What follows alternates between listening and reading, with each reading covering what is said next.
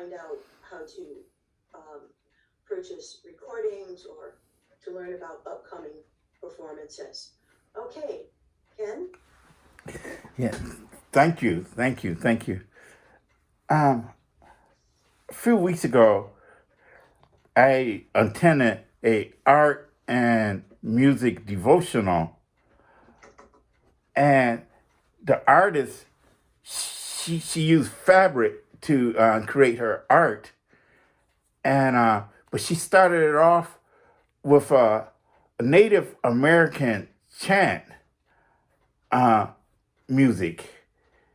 It had flute sounds and stuff, and so that really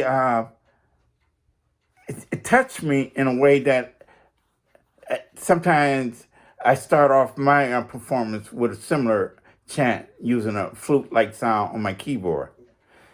It's been a pleasure hearing. It's interesting. I didn't know all three of us were going to be playing the piano, and all three of us, our first name start with a K. So, not to get confused with KKK or, yeah. But the music of Fats Wallace, I took classical piano lessons, and I told my piano teacher I wanted to learn jazz, so she gave me some ragtime music. It is difficult to play. It is so I appreciate Kenn playing his music the way he did. And Karen, I knew her since the 80s in Ann Arbor. I remember hearing her voice back then. So this is the first time I heard her voice since basically, I think, the 80s.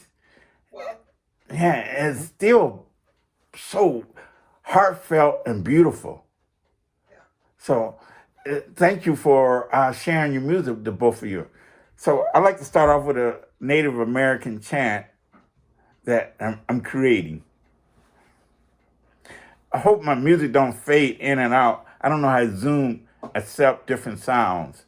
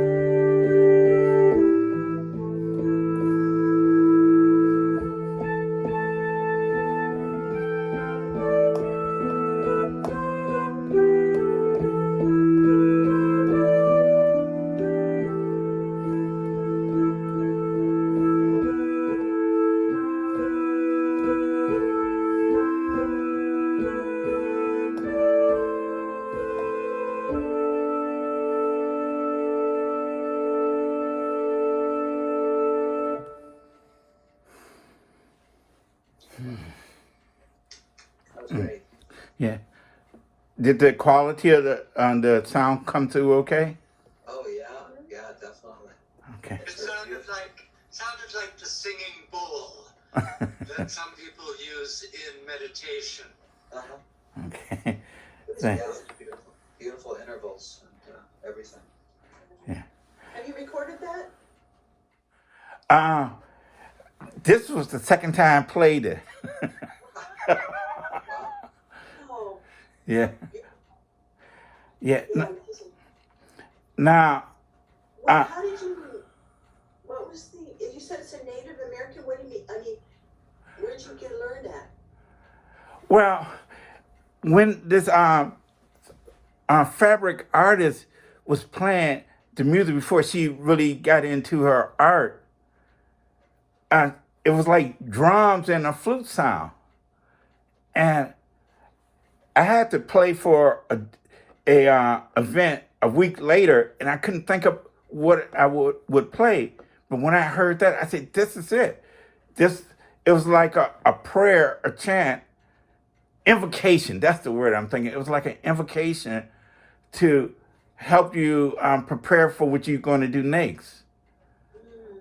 And I have always liked the flute sound, the wooden flute, and just flutes from around the world.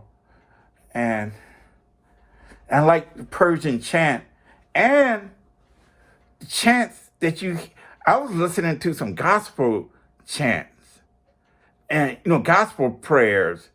And I was saying, well, this is like, the African American way of chanting. You have the Persian chant and you have the Catholic, kind of chanting, but you have the like Baptist and, sanctified chants out of the church with the wooden floors and people stomping their foot on the wooden floor, where they didn't have no instruments. They just had the sounds of their voice.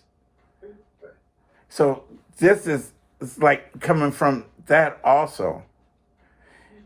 And I like, Karen, when you were singing that gospel song. That's the first time I heard you sing gospel too. Very nice. Now, I like how Kenn said he liked the music of Keith Jarrett and John Coltrane. Keith Jarrett, I've been listening to Keith Jarrett since he was playing with Charles Lloyd and Coltrane music also. But when I was taking piano lessons, I took piano lesson at Wayne State University and Detroit Conservatory School of Music, and I had a private teacher that got me prepared for both of those schools. And I got introduced to the music of Bela Bartok. Then eventually I started listening to Shostakovich and Ravel and Copeland. I like Appalachian Spring and that, but it opened my musical world to the possibility of classical music. And then Keith Jarrett, his solo piano albums he have out, how he blends the classical music with jazz music to create another music. In the future, they're gonna treat Keith Jarrett music like they treat, the music of Bach and Beethoven. 100 years from now or even less. It's going to be a definition of how music can be played. And Cecil Taylor. So this next piece is dedicated to the modern side of music.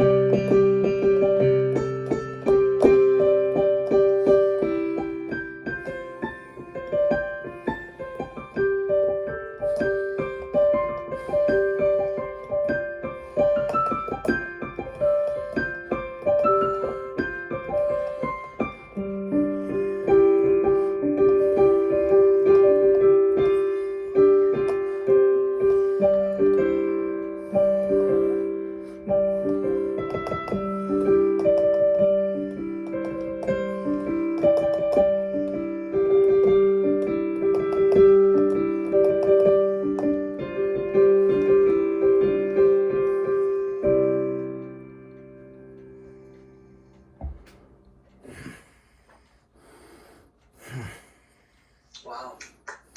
Beautiful. Yeah, That was great too. fantastic. Yeah, it was nice how the mood changed pretty dramatically, but it stayed consistent somehow too. Wow, so great. Mm. So- Ken, Thomas, what was your what was your inspiration to compose that? Bartok string quartet and Shostakovich string quartet. Mm-hmm. And Keith Jarrett solo piano that he did in Japan.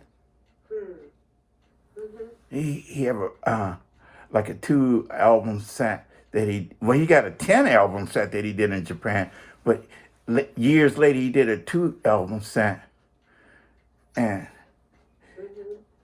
but Bela Bartok string quartets and Shostakovich string quartet and Beethoven string quartet. Mm. Wow. Yeah. Yeah, it's beautiful. Mm-hmm. Really fantastic. Have you recorded that? In different forms with my brother Oluyemi, and we had 2 albums I had did with him, and one, his wife is a poet. She vocalized her poems, and I had worked with a musician out of New York on that album. It was done at Carytown Concert House in Ann Arbor, and me and my brother, we had made some recordings also, just duets. So I mostly play like that. You have to find a musician that want to do that and an audience that prepared to listen to that. And, it's a shame that when they have Black History Month or different programs on television that honoring the black musician, they leave the serious jazz artists out and the classical, like I think his name Richard Wallace. He's a African American classical composer. He's another one too that wrote creative music, and there's a few out there. That's a whole nother side. You don't hear too much music from the black African American classical composer. You tend to hear more of the Negro spiritual that they wrote for orchestra, but they also wrote modern music also, and it was always hard to get orchestra to play music of black composers and record it. Right. Yep. Yeah. Thanks for that Yeah. insight. Yeah. Appreciate it. It's amazing. I really appreciate your music. Yeah. Yeah, it's really great. Yeah. So we're gonna start the cycle again. I'm sorry? This is Start the first time cycle. that I've really enjoyed modern music, maybe because I'm hearing it from the composer himself, hearing the composer play it in his own living room. Yeah, you know that make it different. Shostakovich, he got this 24 preludes and fugues, and Keith Jarrett, he does it, and Shostakovich does it, and it depends on who's playing the music. Just like Bela Bartok, solo piano. I heard some versions of his music that sound mechanical, but I heard a version of Bela Bartok. They got an old YouTube video of Bela Bartok playing his music, and it was so much alive, so much alive. So a lot of times it depends on the musician and the artist who interpreting the music of these composers to bring the spirit and life. And Keith Jarrett, you know, we know him from Keith Jarrett is extraordinary in the sense that he played bebop jazz, he played classical music, and he played improvised music. And he played like that's the only style that he does. You have jazz musicians that play classical music. They might play the first movement, but Keith Jarrett, he played the whole 24 prelude and fugues of Shostakovich. He played the whole 24 prelude and fugues of Bach. Yeah, but in 2018, he had a stroke. Yeah. Yeah, I heard about that. Yeah, and that Yeah, you can't play with both hands. yeah, that really affected me. Cause like I said, I've been listening to his music, and he had helped me, you know, in my musical direction since the ¡70s. So we lost, and you know, we just lost Chick Corea, and then McCord Taylor, Sun Ra.